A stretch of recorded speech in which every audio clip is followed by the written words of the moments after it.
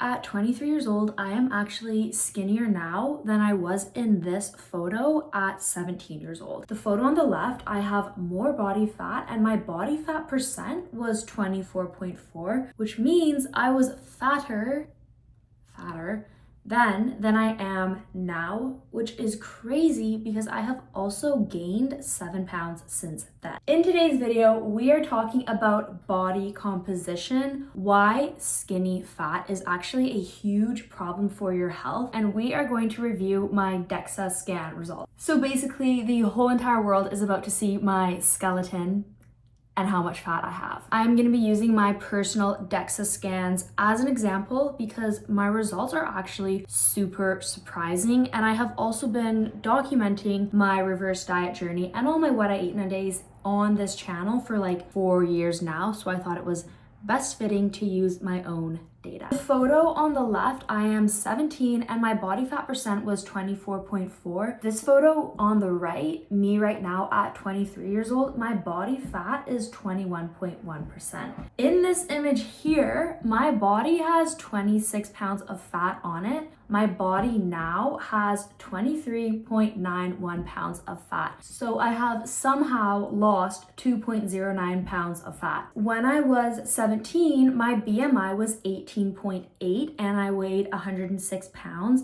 Now at 23, my BMI is 19.52 and I weigh 113 pounds. But when I weigh myself at the gym, it usually tells me like 117 to 119.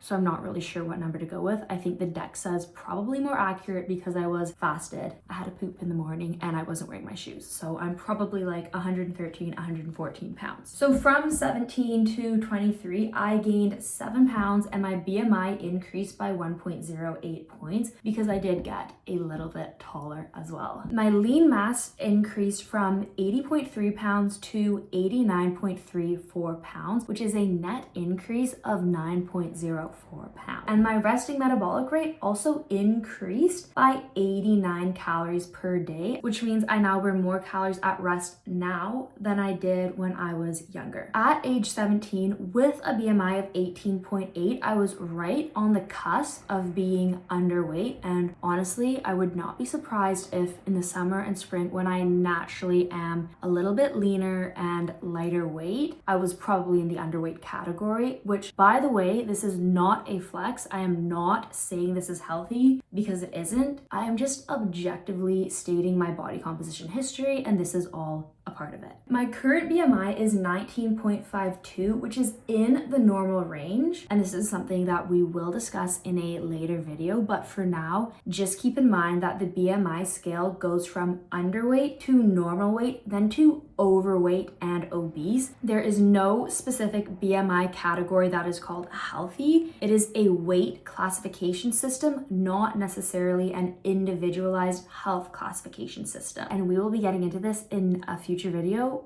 probably next week's video.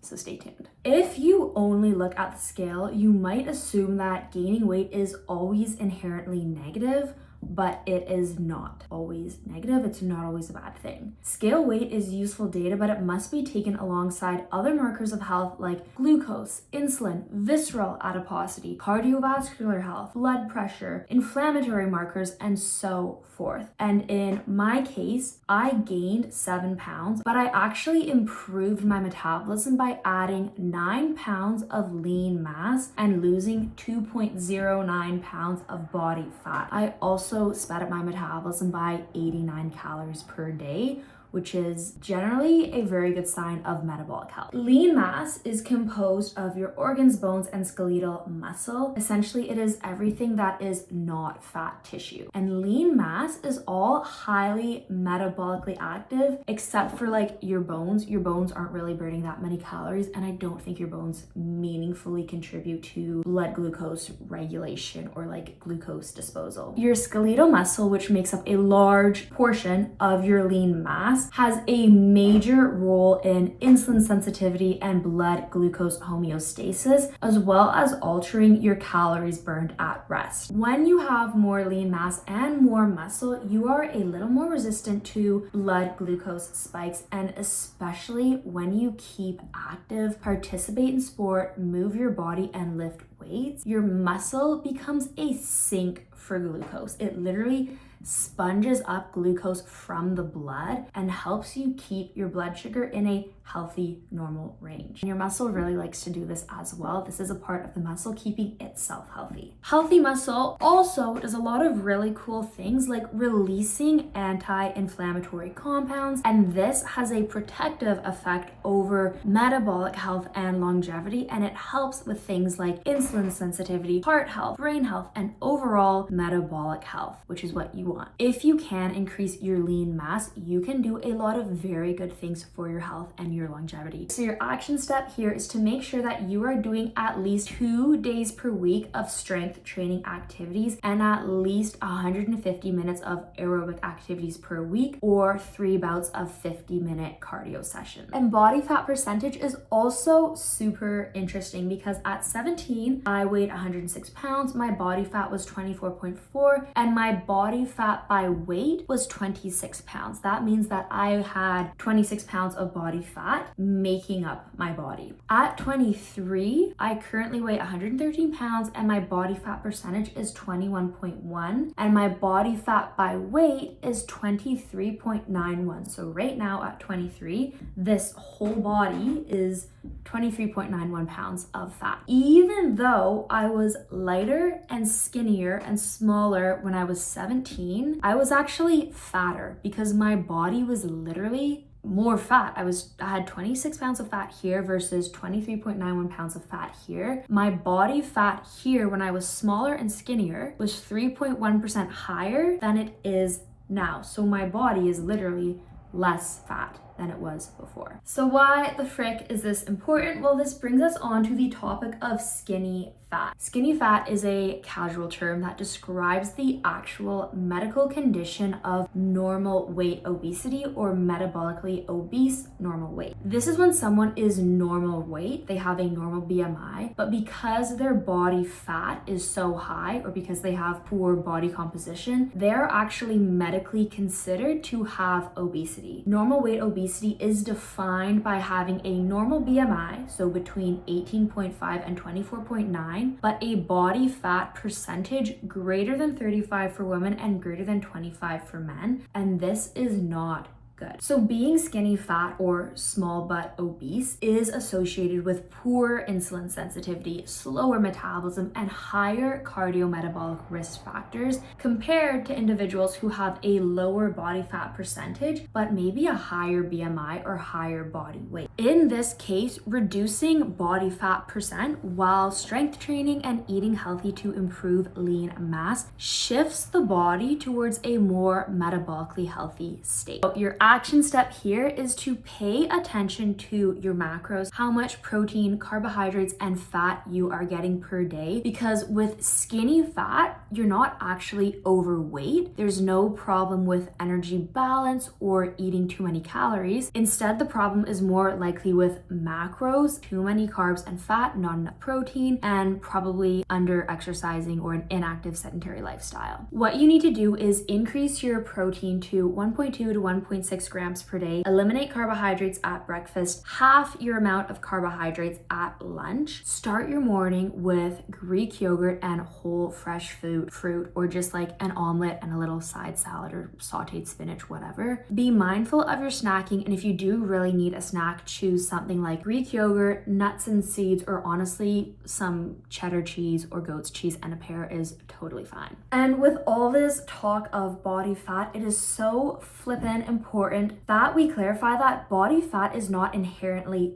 bad. Some body fat is essential and necessary for reproductive health, longevity, and hormones. Adipose tissue is hormonally active. It acts as energy storage, so you literally don't die of starvation, and it also helps keep you warm, which honestly I wish my body fat did a little bit better of a job at doing. Body fat is healthy, but there is a little bit of a tipping point or a threshold where at some point having too much body fat is not a good thing, and it can contribute to chronic inflammation, insulin resistance, and lipid dysregulation. What's notable here is that my fat mass decreased despite an increase in total body weight. And this reflects improved nutrient partitioning, meaning that the calories and macros that I consumed were being directed towards muscle increase rather than fat storage, which is exactly what happened when I did my reverse diet 3 or 4 years ago and is all documented in this video here. So around this time that I did do my reverse diet and I gained all of this weight, I really put on a lot of lean mass. I was eating so much food. I was eating like 2,600 calories per day. I weighed about 110, 111 pounds. I didn't gain very much weight at all, and my waist circumference, which I literally measured every single day like a freak with a tape measurer, did not change at all. And this is an excellent example of how this huge amount of calories I was consuming went to growing and strengthening my muscles as opposed to being directed into fat tissue for storage. And I can say that because I was weighing myself, tracking my calories, and measuring my waist circumference. I also measured my glutes as well, which they did get bigger, but the key is I gained weight, my waist circumference stayed the same, but my calories went up. So it's pretty fair to say that there were some changes in body composition going on, because we know that now I have less body fat and higher muscle mass at a slightly higher weight. In conjunction with the reverse diet and increase in lean mass, I now eat a lot more food than I did back then when I was much smaller, which like kind of makes sense. Bigger people with bigger bodies or more mass need more food to maintain that mass. Lean mass also takes more calories to maintain. I had to firstly eat more calories to increase my lean mass, and now to maintain my lean mass, I still need to eat a little more calories now than I did back then before I grew it all. So by increasing my lean mass, my metabolic rate increased from 1,156 calories per day to 1,245 calories per day. So basically I get to eat like 1 extra tablespoon of almond butter per day, which is honestly not that much food wise, but metabolically that is a 7% increase in calories burned at rest, which is quite significant. So your action step here is to track your calories for 1 full week and be honest with what you eat and how much, and then reflect on how you could improve. Do you need more or less calories per day? How much protein are you getting? How much fiber? And what about your omega-3s? If your goal is fat loss, consider a calorie deficit of 10 calories per day until you reach your goal weight, and then maintain whatever calories you are at that point. Do not do anything extreme, because when it comes to metabolic health and weight loss, fast results fail. Slow and steady succeeds. And if we've learned anything from Ozempic and the GLP-1 RAs, which give you shockingly fast weight loss results, as soon as you come off that drug, you gain the weight back and more, and you gain more body fat, which is an absolute disaster for your metabolic health. Fast fails long-term, short succeeds long-term. You want your weight loss to be slow, steady, and healthy. That is how you will have long-term success. If you need that structure, accountability, and just clear black and white, do this, do that for success, get Macro Bestie at nutritionbyelsa.com. Get the free 30-day quit sugar progress tracker calendar as well, and you're gonna use that calendar to hold yourself accountable and track your progress, and you're gonna use Macro Bestie for your recipe inspiration and to hit your protein targets. I love you all so much. Thank you for watching this video. You guys ask me the best questions and I love hearing from you, so please tell me in the comments what you want to see next and I will get working on it. Peace out, everybody. I love you so much. Bye, bye, bye, bye, bye.